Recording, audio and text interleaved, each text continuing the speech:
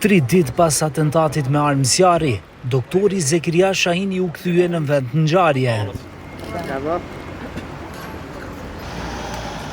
Ai demanton se bashkëshortja e tij Arjeta Adili ishte porositja për vrasjen e tij, pasi e njëjta u arrestua në ndyshimin se ka lidhje me atentatin. Tërësisht i hedh të pabazës dhe pavërteta pretendime se pros këtij akti qëndron zoja ime Arjeta Adili.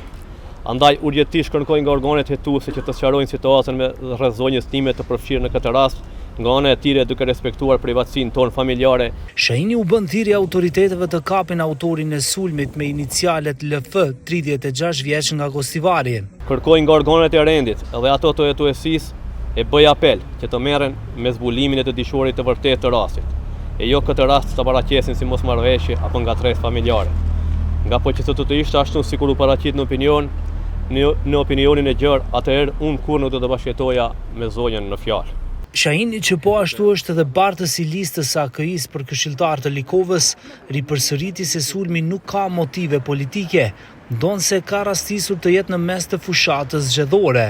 Apeli edhe politikës që ngutet para organeve kompetente për të paraqitur këtë rast si ngatresë familjare, jo vetëm rastin tim, edhe të gjithë rastet e këtilla të mos i shenë në sirën e përfitimeve poenave politik, mu në këto momente të zhvillimit të fushatës parazgjedhore me rastin e zgjedhjeve lokale. Për ndryshe të martën në mes të ditës vetëm pak hapa nga stacioni policor në Kumanov, ndodhi një sulm me pistolet 9 mm ku i dyshuari i maskuar gjuajti në drejtim të veturës së cilës po i jepte doktori Shahini.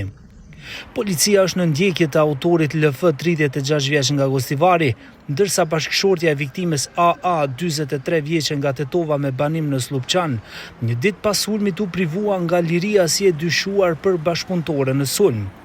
Policia e Kumanovës ka ngritur kallëzim penal ndaj 2 të dyshuarve.